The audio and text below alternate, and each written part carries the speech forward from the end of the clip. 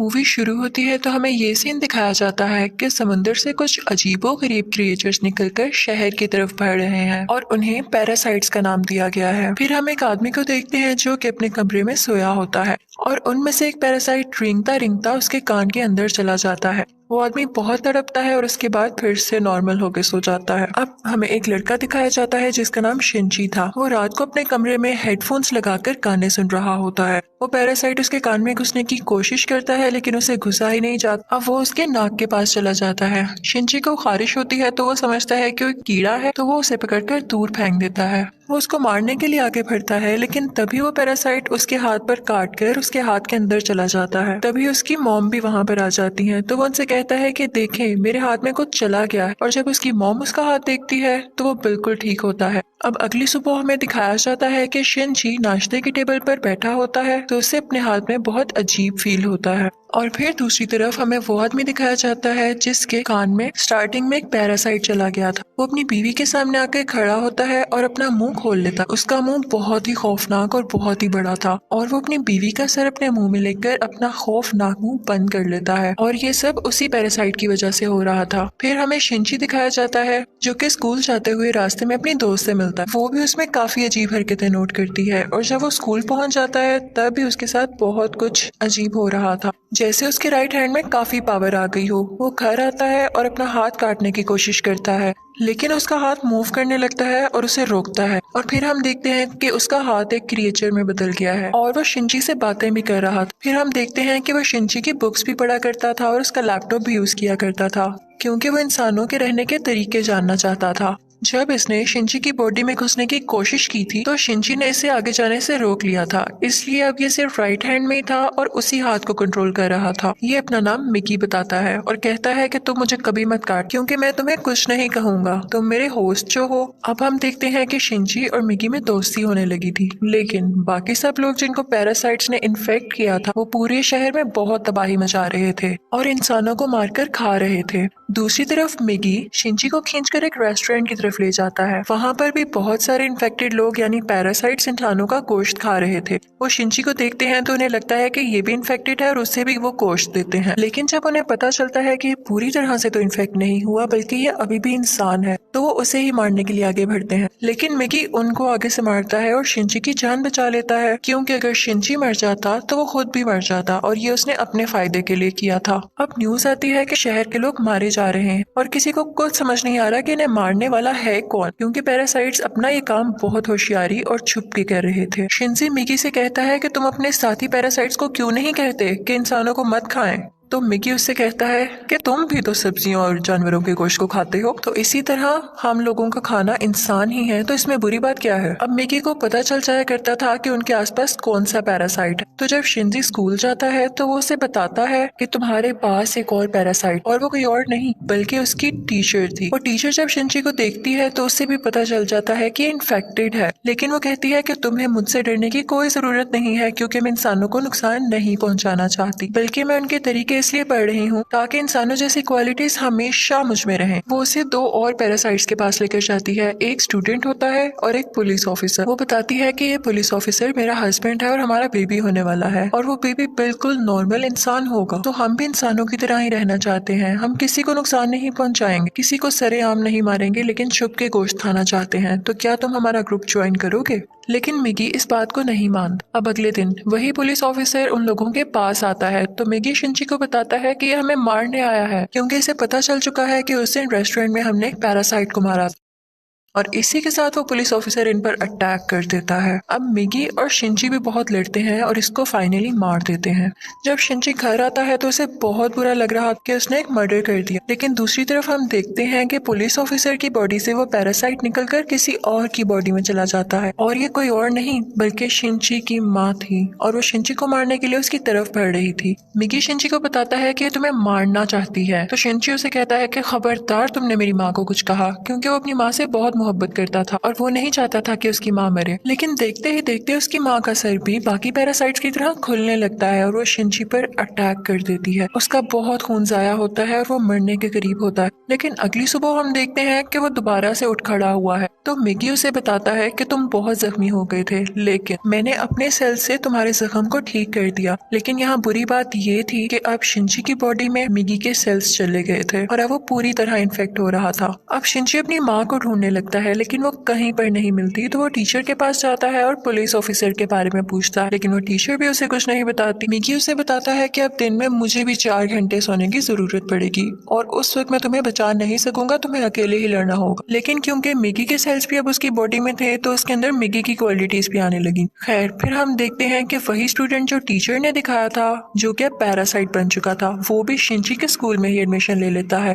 वो शिनची का दोस्त बनने का ड्रामा करता है, लेकिन आहिस्ता आहिस्ता सबको पता चल जाता है कि वो पैरासाइट है और फिर वो स्टूडेंट इन सब को मार देता है। इसके बाद वो शिनची की दोस्त को भी मारने भरता है, लेकिन शिनची अपनी दोस्त को उठाकर बिल्डिंग से जंप लगा देता है। अब वो टीचर वहां पर आती है और वो चाहती थी कि स्टूडेंट मर जाए, क्योंकि इसकी वजह से उसका राज भी खुल सकता था। वो वहां पर ब्लास्ट करती है, लेकिन उसे कुछ नहीं होता और फिर पुलिस वहां पर आ जाती है, लेकिन वो पुलिस को भी मार देता है। अब मिगी शिनची को बताता है कि वो बिल्डिंग की छत पर है और शिनची दूसरी बिल्डिंग की छत पर जाकर उसे एरो से मार देता है। और उसके बाद वो टीचर के पास जाता है और उस पुलिस ऑफिसर का एड्रेस पूछता है, जो कि पैरासाइट था, और टीचर अब उसे एड्रेस दे देती है। उस पुलिस ऑफिसर का पैरासाइट अब भी उसकी माँ के अंदर था। लेकिन यहाँ पर मिगी के सोने का टाइम हो जाता है, तो इसका मतलब ये था कि शिनची को यहाँ पर अकेले ही लड़ना था। उस पैरासाइट को खत्म करने के लिए जैसे तैसे करके वो उसकी गर्दन काट देता है, जिसके बाद उसकी माँ और वो पुलिस ऑफिसर दोनों मारे जाते हैं। फिर हम देखते हैं कि शिनची अपनी दोस्त से हॉस्पिटल मिलने जाता है। वो बातें कर रहा होता है कि मैं एक एक करके सब पैरासाइट्स को मार दूंगा, कि तभी हम देखते हैं कि कोई उनकी पिक्चर्स ले रहा है और वो कोई जासूस था। और यहाँ पर ही इस मूवी का पार्ट 1 खत्म हो जाता है और अब मैं आपको एक्सप्लेन करूंगी इस मूवी का पार्ट 2। अब पार्ट 2 में उस इंसिडेंट के कुछ महीनों बाद का टाइम दिखाया गया है, जब आर्मी को पता चल जाता है कि इस शहर में कोई पैरासाइट्स हैं जो लोगों पर अटैक कर रहे हैं और वो लोगों को बचाना चाहते थे। फिर वो जेल से एक सीरियल किलर को लाते हैं जो पहचान सकता था कि पैरासाइट कौन है और नॉर्मल ह्यूमन कौन है। उसके सामने एक एक करके लोग लाए जाते हैं तो वो सबको नॉर्मल कह देता है, लेकिन जब उसके सामने शिनची आता है तो वो सोच में पड़ जाता है और काफी सोचने के बाद कहता है कि ये भी नॉर्मल है। अब शिनची जब घर जा रहा होता है तो मिगी उसे बताता है कि हमारे बहुत पास एक पैरासाइट है, और वो पास की एक बिल्डिंग में जाते हैं जहाँ पर वो पैरासाइट एक इंसान का गोश्त खा रहा होता है। जब वो पैरासाइट शिनची को देखता है तो उसकी तरफ बढ़ता है, लेकिन मिगी इसे मार देता है। फिर अचानक उसे फील होता है कि जैसे उसके पीछे कोई है, और ये कोई और नहीं बल्कि वही आदमी था जिसने पार्ट 1 के एंड में शिनची और मिगी की पिक्चर्स ली थी। और फिर हमें शहर का मेयर दिखाया जाता है जो कि पैरासाइट्स की फेवर में बोलता और बहुत बुरा आदमी था, और वो टीचर भी उसके साथ मिली हुई थी। और अब हम देखते हैं कि उस टीचर का बेबी भी हो चुका था जो कि बिल्कुल नॉर्मल ह्यूमन था। वो मेयर जान गया था कि शिनची पैरासाइट्स को मार रहा है, तो वो भी उसे मारना चाहता था, लेकिन टीचर उसे मना कर देती है। वो कहती है कि मिगी और शिनची आपस में जुड़े हुए हैं, तो मैं देखना चाहती हूँ ये कैसे एक साथ रहते हैं, और अगर तुम शिनची को मारोगे तो हमारा पैरासाइट मिगी भी मर जाएगा। और इसीलिए उसी ने शिनची के पीछे वो जासूस भेजा था ताकि वो उस पर नजर रख सके। शिनची एक दिन चल रहा होता है कि उसे फिर से फील होता है कि उसके पीछे कोई है। वो जासूस उसकी सारी बात सुनता है और उसे कहता है कि तुम्हें अपने बारे में पुलिस को बता देना चाहिए। तो शिनची उससे कहता है कि नहीं, पुलिस में भी बहुत सारे पैरासाइट्स भरे पड़े हैं। उसे यहाँ पता चल जाता है कि इस जासूस को टीचर ने उसके पीछे लगाया है। तो वो टीचर के पास जाता है और कहता है ये तुम सब क्या कर रहे हो, ये करना बंद क्यों नहीं कर देते हो। तो टीचर उससे कहती है तो तुम हमारे साथी पैरासाइट्स को क्यों मार रहे हो, वो सिर्फ अभी इंसानों को खाना सीख रहे हैं और कुछ देर बाद वो उनको मारना भी बंद कर देंगे। वो चुप हो जाता है और फिर जासूस के पास जाता है और उसे बताता है कि वो टीचर बहुत खतरनाक पैरासाइट है, वो किसी भी वक्त तुम्हें भी नुकसान पहुंचा सकती है, तो तुम उससे दूर रहो। लेकिन जासूस उसकी बात पर यकीन नहीं करता। अब अगले दिन वो जासूस उस मेयर से मिलता है। उसे शिनची की बात को टेस्ट करना था कि वो सच बोल रहा है या नहीं, तो इसलिए वो मेयर के रूम में वॉइस रिकॉर्डर लगा देता है। लेकिन मेयर को इस बारे में पता चल जाता है और वो जासूस को मारने का हुक्म दे देता है कि ये अब हमारे लिए नुकसान बन चुका है। वो पैरासाइट को उसके घर भेजता है उसे मारने मारने के लिए, लेकिन वो घर पे नहीं होता तो वो उसकी बेटी को मार देते हैं। अब दूसरी तरफ शिंची को मिगी बताता है कि तुम पर 5 पैरासाइट्स अटैक करने आ रहे हैं। अब उनकी तरफ एक आदमी बढ़ता है और उसी आदमी के अंदर वो 5 पैरासाइट्स थे। मिगी और शिंची उससे फाइट करते हैं और उसका सर उड़ा देते हैं। उन्हें लगता है कि अब ये मर चुका है, लेकिन अभी तो सिर्फ एक पैरासाइट मारा गया था और 4 अभी भी बाकी थे। बाकी के पैरासाइट्स उसके हाथ में आ जाते हैं और उसे कंट्रोल करने लगते हैं। अब वो टीचर मेयर से कहती है कि जब मैंने तुम्हें मना किया था कि तुम उस जासूस या शिंची को मारने के लिए पैरासाइट नहीं भिजवाओगे तो तुमने ऐसा क्यों किया। अब मेयर यहाँ पर नोट करता है कि उस टीचर के दिल में माँ बनने के बाद इंसानों वाले इमोशंस वापस आ रहे थे, तो इसे ये बात बिल्कुल अच्छी नहीं लगती। अब वो उस टीचर को मारने के लिए 3 पैरासाइट्स भेजता है, लेकिन चूंकि वो भी पैरासाइट थी तो उसको पता चल जाता है कि कोई उसे मारने आ रहा है और वो उनको पार्किंग में बुलाती है और उन तीनों से अकेले ही मुकाबला करके उन्हें मार देती है। लेकिन जब वो घर आती है तो वो देखती है कि उसका बच्चा वहाँ पर नहीं है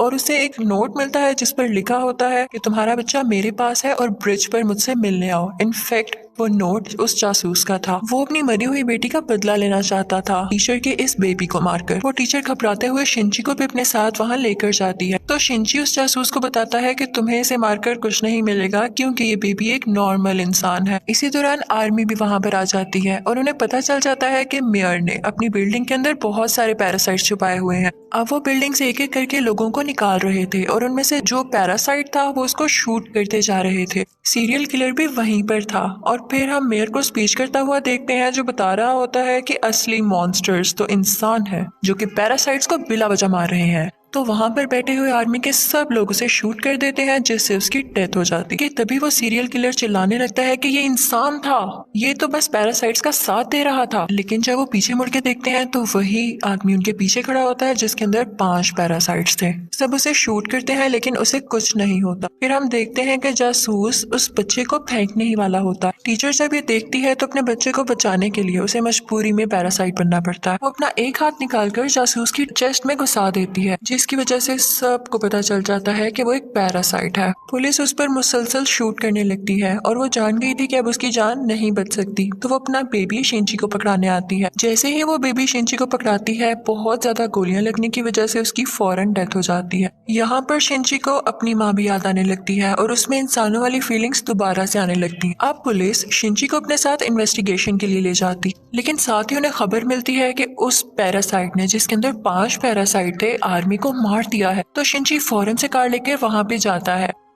और वही पैरासाइट उसकी कार को रोककर उसका एक्सीडेंट कर देता है। अब वो जंगल में चला जाता है और मिगी से कहता है कि जब तक तुम मेरे साथ हो उसको पता चल जाएगा कि हम कहाँ हैं, तो तुम मुझसे अलहदा हो जाओ प्लीज। इसी के साथ वो पैरासाइट फौरन वहां आ जाता है और उन पर अटैक करने लगता है। अब क्योंकि शिंची और मिगी की काफी दोस्ती हो चुकी थी तो मिगी अपनी कुर्बानी दे देता है, यानी अपनी जान सेक्रीफाइस कर देता है, उसकी बॉडी से अलग हो जाता है और शिंची को वहां से भाग जाने का कहता है और मिगी को वो पैरासाइट मार देता है, जिस पर शिंची काफी उदास हो जाता है और फिर अपनी दोस्त के घर की तरफ जाता है। वो उसका बहुत ख्याल रखती है। वो लेटा होता है कि एकदम देखता है कि उसके बाजू में से मिगी का एक और हिस्सा ग्रो कर रहा है और ऐसा इसलिए हुआ क्योंकि जब मिगी ने अपने बॉडी सेल्स से उसकी बॉडी को ठीक किया था तो मिगी के सेल्स भी तो उसकी बॉडी में आ गए थे, इसलिए वो चाहता तो दोबारा ग्रो कर सकता था। शिंची को फील हो गया था कि अब ये दोबारा आ रहा है तो उस पैरासाइट को दोबारा से पता चल जाएगा कि मैं कहाँ हूँ, तो अपनी दोस्त की जान बचाने के लिए उसको बाय कहकर वहां से चला जाता है। लेकिन जैसे ही वो बाहर जाता है तो वो पैरासाइट उसे पकड़ लेता है,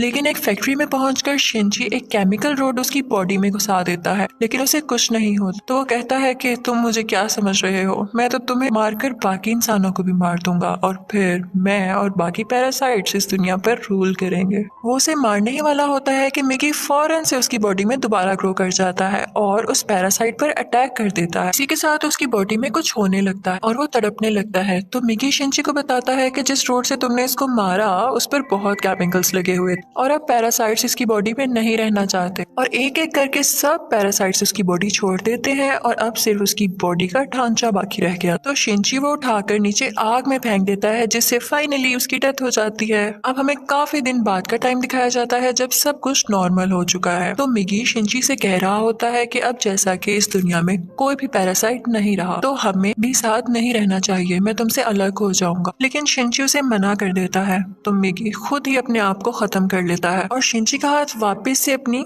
फॉर्म में आ जाता है, जिस पर वो काफी उदास हो जाता है और मिगी को मिस करने लगता है। अब हम देखते हैं कि काफी टाइम गुजर गया है और शिंची और उसकी दोस्त अच्छी जिंदगी गुजार रहे थे और वो उस टीचर के बेबी से भी मिलने जाया करते थे कि अचानक हम देखते हैं कि वो सीरियल किलर वापस आ गया था और वो शिंची की दोस्त को किडनैप कर लेता है। वो उसके कान में कहता है कि असली मॉन्स्टर इंसान है, लेकिन शिंची की दोस्त उसे कहती है कि असली मॉन्स्टर तो तुम हो, तुम लोगों को मारते हो। तो इस बात पर वो सीरियल किलर उसको बिल्डिंग से नीचे धक्का दे देता है, लेकिन शिंची फौरन से जाता है और अपना हाथ लंबा करके उसे बचा लेता है और यहाँ पर उसे फील होता है कि उसकी मदद यहाँ पर मिगी ने की है और यहाँ पर मूवी फाइनली खत्म हो जाती है, यानी पार्ट 2 भी। Thank you for watching.